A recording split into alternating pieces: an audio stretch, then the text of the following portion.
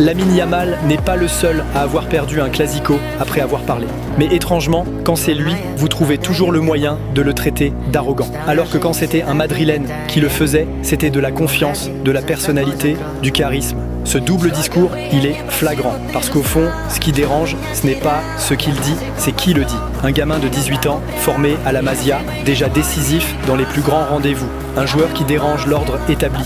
Mais rappelons-nous une chose, avant lui, d'autres ont parlé, et même des légendes. Certains ont parlé fort, et le terrain leur a donné une bonne leçon. Souvenez-vous, saison 2009, le Barça vient d'étrier Almeria 8-0, un festival de football total signé Guardiola. Et avant son tout premier classico, Cristiano Ronaldo avait déclaré en conférence de presse « Le Barça a gagné 8-0, on verra s'ils mettront la moitié contre nous ». Résultat, un 5-0 pour le Barça, une démonstration, une humiliation.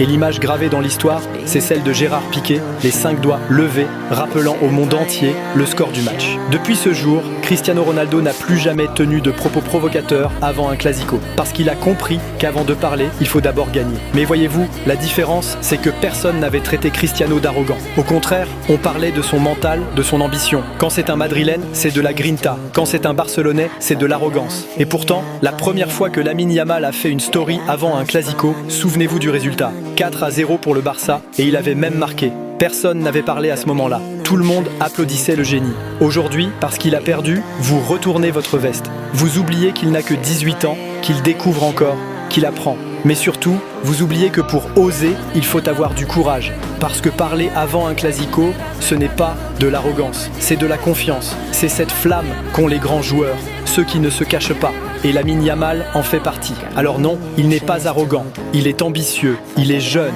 il est passionné. Et ce qui dérange, c'est qu'il le fait avec une aisance qui rappelle les plus grands.